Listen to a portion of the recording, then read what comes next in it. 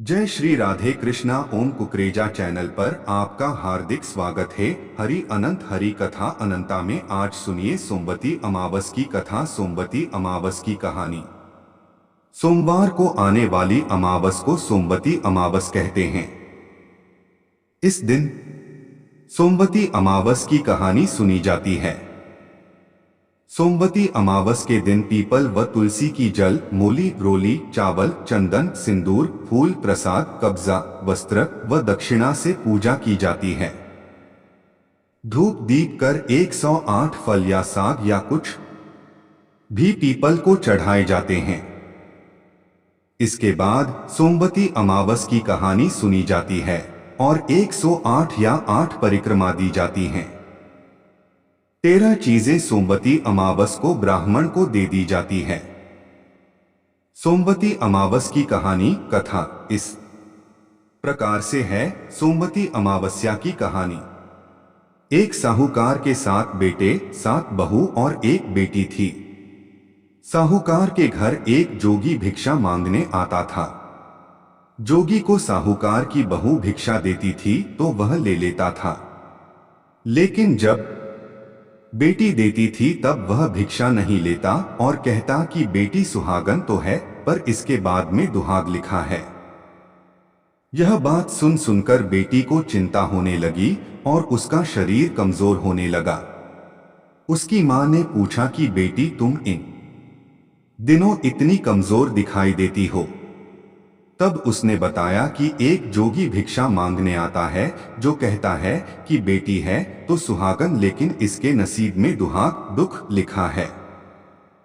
यह बात सुनकर उसकी मां ने कहा कि कल मैं सुनूंगी।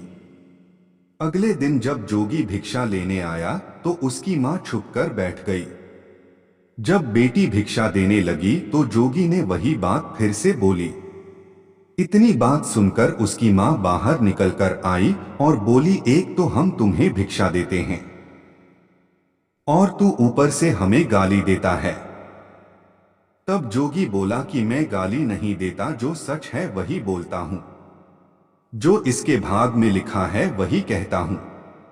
मां ने जोगी से कहा कि तुम्हें यह पता है कि इसके भाग्य में दुहाग लिखा है तो यह भी बता दो कि यह कैसे दूर होगा। तब जोगी बोला कि 7 समुंदर पार एक सोना धोबन रहती है जो सोमवती अमावस का व्रत करती हैं। अगर वह आकर अपना फल दे दे तो इसका निवारण हो सकता है, नहीं तो विवाह है होते ही इसके पति को सर्प सांप डस लेगा। यह बात सुनकर मां बहुत रोने लगी और सोना धोबन की तलाश में जाने लगी। चलते चलते रास्ते में तेज धूप पड़ने लगी तो साहूकारनी एक पीपल के पेड़ के नीचे बैठ गई। उस पीपल के पेड़ में एक गरुड़ पक्षी का घोंसला था जिसमें गरुड़ का छोटा बच्चा था। साहूकारनी को घोंसले के पास एक सर्प सांप जाता दिखाई दिया तो उसने उस गरुड़ के बच्चे को बचाने के लिए उस सांप को मारकर ढाल के नीचे रख दिया। जब गरुड़ और पंखनी आए तो घोंसले के पास खून देखकर क्रोधित हो उठे और साहूकारनी को चोंच मारने लगे। तब साहूकारनी बोली कि मैंने तो तुम्हारे बच्चे की जान बचाई है, यह सर्प तुम्हारे बच्चे को डसने वाला था तो मैंने इसे मारकर गिरा दिया। गरुड़ ने सर्प की ओर देखकर कहा, तुमने हमारे बच्चे की जान बचाई है, अब तुम्हें जो मांगना है मांगो। तब साहूकारनी बोली कि मुझे 7 समुंदर पार सोना धोबन के घर छोड़कर आओ। गरुड़ ने साहूकारनी को अपनी पीठ पर बैठाकर 7 समुंदर पार सोना धोबन के घर छोड़ आया।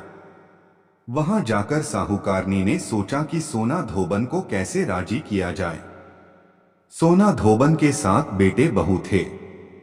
उसकी 7 बहुएं काम को लेकर रोज लड़ाई करती थी और काम भी नहीं करती थी। रात को जब सब सो जाते तो साहूकारनी सोना धोबन के घर जाती और घर का सारा काम करती। गायों को नहलाती, घर की सफाई करती, रसोई का काम करती, चौका बर्तन करती, आटा पीसती, कपड़े धोती, पानी भरती और दिन होने से पहले चली जाती। बहुएं सोचती कि यह सारा काम कौन कर रहा है। लेकिन कभी एक दूसरे से पूछती नहीं कि यह सब काम कौन कर रहा है। एक दिन धोबन ने कहा है कि तुम आजकल लड़ती भी नहीं हो, काम भी ठीक कर रही हो। तो बहुओं ने कहा कि सासू जी, काम तो हमें ही करना पड़ता है, चाहे हम लड़कर करें या राजी से करें, इसलिए लड़ाई करने का क्या फायदा। सोना धोबन ने सोचा कि आज देखा जाए कि कौन सी बहू काम करती है, और वह रात को सोई नहीं। उसने देखा कि रात को एक स्त्री आई और पूरा काम करके जाने लगी। तो सोना धोबन ने बोला कि तुम कौन हो और तुम्हें ऐसी क्या जरूरत है जो तुम इतना काम कर रही हो। साहूकारनी ने कहा कि जरूरत है तभी तो इतना काम कर रही हूं। सोना धोबन ने पूछा कि तुम्हें क्या चाहिए। साहूकारनी बोली कि पहले मुझे वचन दो तब बताऊं। सोना धोबन ने वचन देकर कहा कि अब बताइए। साहूकारनी बोली कि मेरी बेटी के भाग्य में दुहाग लिखा हुआ है, इसलिए आप चलकर उसे सुहाग दे और सुमति करें। सोना धोबन अपने बेटे बहू से बोली कि मैं तो साहूकारनी के साथ जा रही हूं, यदि पीछे से तुम्हारे पिताजी खत्म हो जाए तो तेल घी के कूप में डालकर छोड़ देना। फिर दोनों जनी साहूकारनी के घर चली जाती है।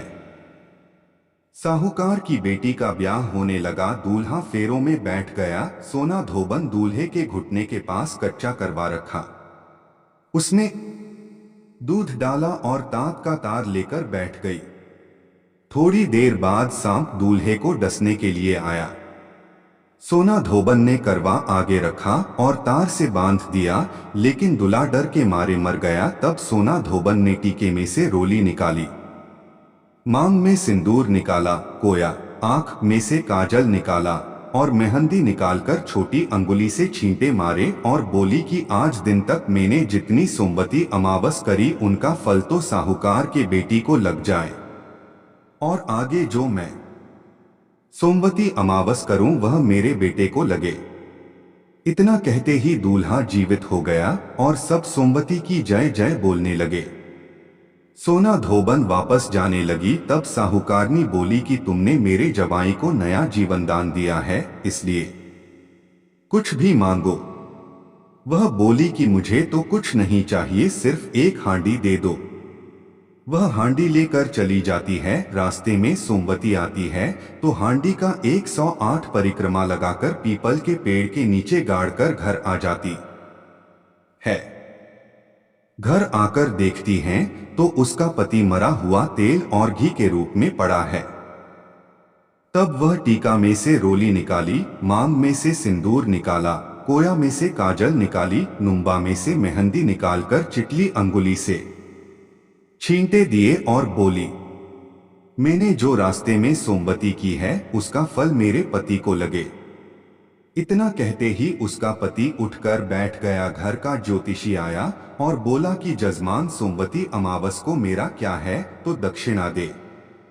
सोना धोबन बोली कि मुझे तो सोमवती रास्ते में आई थी तो कुछ भी नहीं किया, जो कुछ भी किया वह सब पीपल के नीचे ही गाड़ दिया। ज्योतिषी ब्राह्मण ने जाकर खोदकर देखा तो 108 और 13 सोने के चक्कर मिले।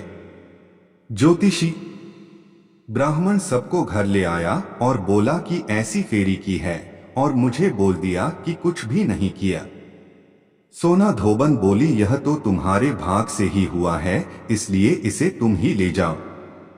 ब्राह्मण बोला कि मेरी तो इसमें चौथी पाती है, बाकी आपका मन हो उसे दे देना। सारी नगरी में बोल दिया गया कि सब सोमवती अमावस का व्रत कीजिए।